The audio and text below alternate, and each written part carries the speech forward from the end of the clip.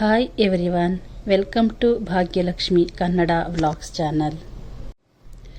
ಇವತ್ತಿನ ನನ್ನ ವಿಡಿಯೋದಲ್ಲಿ ನಮ್ಮ ಮನೆಗೆ ಬಂದಂತಹ ಅಪರೂಪದ ಅತಿಥಿಯ ಬಗ್ಗೆ ತಿಳಿಸ್ತಾ ಇದ್ದೀನಿ. ಏನಿದು ಕತ್ತಲೆಯಲ್ಲೇ ತೋರಿಸ್ತಾ ಇದ್ದಾರೆ ಅನ್ಕೋತಿದ್ದೀರಾ? ಇಲ್ಲ ನೋಡಿ, ಕತ್ತಲೆಯಲ್ಲೇ ಇದ್ದಾಗಲೇ ಅಲ್ವಾ ಬೆಳಕಿನ ಸೌಂದರ್ಯ ನಮಗೆ ಕಾಣಿಸುವುದು. ಈ ದಿನ ಅಂತಹ ಬೆಳಕಿನ ಸೌಂದರ್ಯದ ಬಗ್ಗೆ ನಾನು ನಿಮಗೆ ತಿಳಿಸ್ಕೊಡ್ತಾ ಇದ್ದೀನಿ ಮತ್ತು ಪರಿಚಯವನ್ನು ಮಾಡಿಕೊಡ್ತಾ ಇದ್ದೀನಿ. ನೋಡಿ, ಈಗಾಗಲೇ ನಿಮಗೆ ಕಾಣಿಸ್ತಾ ಇದೆ ಅಲ್ವಾ? ಇದೆ ಬೆಳಕಿನ ಸೌಂದರ್ಯ ಅಂದರೆ ಮಿಂಚು ಹುಳ. ಎಷ್ಟು ಚೆನ್ನಾಗಿ ಮಿನುಗ್ತಾ ಇದೆ ಅಲ್ವಾ ಇದು. ನಾವು ಕೂಡ ಚಿಕ್ಕ ವಯಸ್ಸಲ್ಲಿ ಹೀಗೆ ಬೆಂಕಿ ಪೊಟ್ಟಣದಲ್ಲಿ ಈ ಮಿಂಚು ಹುಳವನ್ನು ಹಾಕಿಕೊಂಡು ಆಟ ಆಡ್ತಾ ಇದ್ವಿ. ಆದರೆ ಈಗಿನ ಕಾಲದ ಮಕ್ಕಳಿಗೆ ಆ ಅದೃಷ್ಟ ಇಲ್ಲ ಅಂತ ಅನಿಸುತ್ತೆ. ಆದರೆ ಅಪರೂಪಕ್ಕೆ ಇದು ನಮ್ಮ ಮನೆಗೆ, ಅದರಲ್ಲೂ ಬೆಂಗಳೂರಿನಲ್ಲಿ ಇಂತಹ ಸಿಟಿಯಲ್ಲಿ ಅಪರೂಪಕ್ಕೆ ನಮ್ಮ ಮನೆಗೆ ಬಂದಾಗ ಅದನ್ನು ಬಿಡೋದುಂಟೆ. ಈ ಮಿಂಚು ಹುಳವನ್ನು ನೋಡಿದ ತಕ್ಷಣ ನಮಗೆ ಎಷ್ಟು ಖುಷಿಯಾಗುತ್ತೆ ಅಲ್ವಾ? ಅದರಲ್ಲೂ ಮಕ್ಕಳಿಗೆ ಕಾಣಿಸಿದರೆ ಇನ್ನೆಷ್ಟು ಖುಷಿ ಪಡ್ತಾರೆ. ಹಾಗಾಗಿ ಮಕ್ಕಳು ನೋಡಲಿ ಅಂತಾನೆ ಅವರು ಬರೋವರೆಗೂ ಕೂಡ ನಾನು ಇದನ್ನು ಬೆಂಕಿ ಪೊಟ್ಟಣದಲ್ಲಿ ಹಾಕಿಟ್ಟಿದ್ದೆ.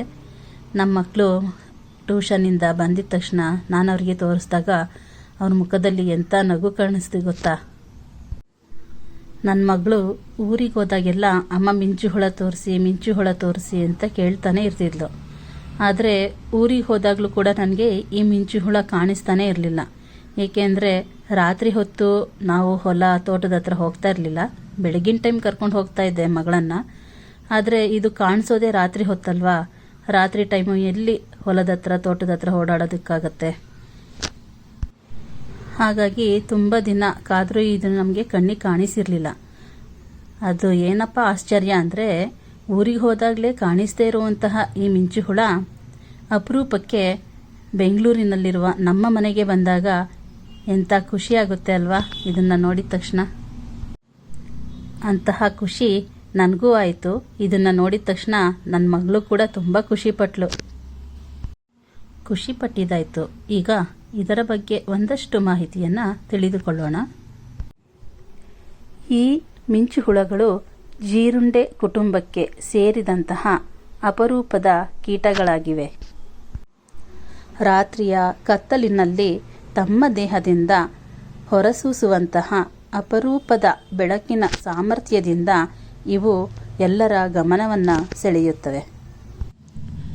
ಮಿಂಚು ಹುಳಗಳ ಹೊಟ್ಟೆಯ ಕೆಳಭಾಗದಲ್ಲಿ ಲೂಸಿಫರಿನ್ ಎಂಬ ರಾಸಾಯನಿಕ ಮತ್ತು ಲೂಸಿಫರೇಸ್ ಎಂಬ ಕಿಣ್ವ ಇರುತ್ತದೆ.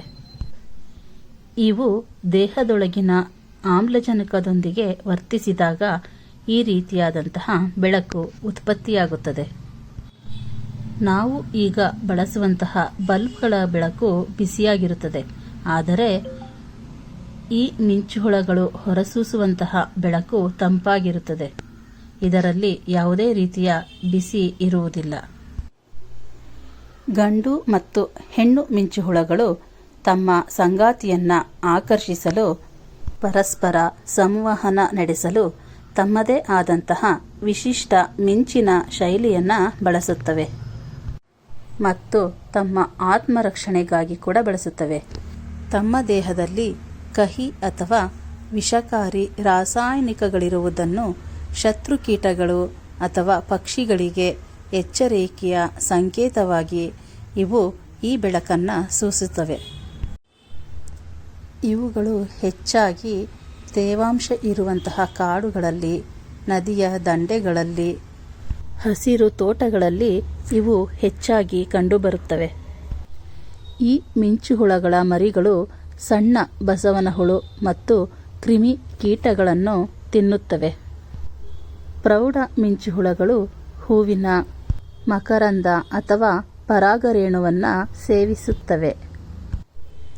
ಇವುಗಳ ಮೊಟ್ಟೆಗಳು ಮತ್ತು ಮರಿಗಳು ಕೂಡ ಸಣ್ಣ ಪ್ರಮಾಣದಲ್ಲಿ ಬೆಳಕನ್ನು ಹೊರಸೂಸುವಂತಹ ಸಾಮರ್ಥ್ಯವನ್ನು ಹೊಂದಿರುತ್ತವೆ. ಇತ್ತೀಚಿನ ದಿನಗಳಲ್ಲಿ ಕೃತಕ ಬೆಳಕಿನ ಮಾಲಿನ್ಯದಿಂದ, ನಗರೀಕರಣದಿಂದ, ಕೀಟನಾಶಕಗಳಿಂದ ಇವುಗಳ ಸಂತತಿ ನಾಶ ಆಗ್ತಾ ಬರ್ತಾ ಇದೆ. ಇತ್ತೀಚಿನ ವರ್ಷಗಳಲ್ಲಿ ಈ ಮಿಂಚುಹುಳಗಳ ಸಂಖ್ಯೆ ಗಣನೀಯವಾಗಿ ಕಡಿಮೆಯಾಗ್ತಾ ಬರ್ತಾ ಇದೆ. ಹಳ್ಳಿಗಳಲ್ಲಿ ಕೂಡ ಇದು ಕಾಣಿಸ್ತಾ ಇಲ್ಲ.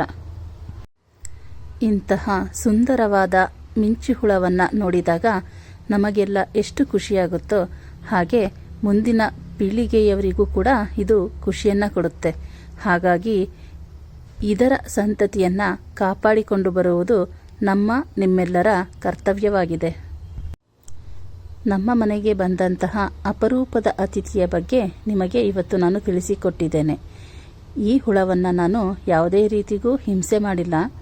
ಇದರ ವಿಡಿಯೋವನ್ನು ಮಾಡಿ ನಂತರ ಇದನ್ನು ನಮ್ಮ ಮನೆಯಲ್ಲಿರುವಂತಹ ದಾಸವಾಳ ಗಿಡದ ಎಲೆಯ ಮೇಲೆ ಬಿಟ್ಟೆ. ಇದನ್ನು ನೋಡಿ ನನಗೆ ಮತ್ತು ಮಕ್ಕಳಿಗೆ ಹೇಗೆ ಖುಷಿಯಾಯಿತೋ ನಿಮಗೂ ಕೂಡ ಅಷ್ಟೇ ಖುಷಿಯಾಗಿದೆ ಅಂತ ಭಾವಿಸುತ್ತೇನೆ. ಈ ವಿಡಿಯೋ ನಿಮಗೆ ಇಷ್ಟವಾದಲ್ಲಿ ಲೈಕ್, ಶೇರ್ ಮತ್ತು ಕಮೆಂಟ್ ಮಾಡಿ. ಇತ್ತೀಚಿನ ದಿನಗಳಲ್ಲಿ ಯಾರೆಲ್ಲ ಈ ಹುಳವನ್ನು ನೋಡಿದ್ದೀರಾ ಕಮೆಂಟ್ ಮೂಲಕ ತಿಳಿಸಿ.